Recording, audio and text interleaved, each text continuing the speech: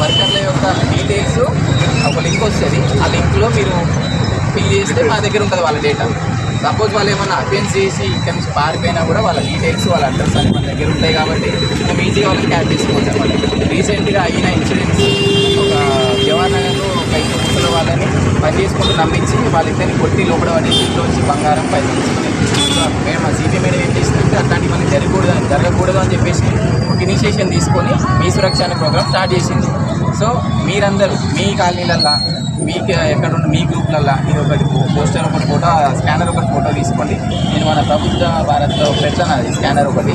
అది మీ కాలనీ గ్రూప్స్లో షేర్ చేయండి. చెప్పండి మీకు ఏం చెప్పినా అది మాత్రం చెప్పండి. ఎవరిని వాళ్ళకి ముఖ్యంగా అవుట్ ఆఫ్ స్టేట్ బీహార్ కావచ్చు, నేపాల్ కావచ్చు, యూపీ కావచ్చు, వాళ్ళని మాత్రం ఖచ్చితంగా మీరు ఎన్రోల్ చేయండి. ఎన్రోల్ చేసి నాకు చెప్పండి మీరు ఎన్ని చేస్తారో నేను చెప్తాను.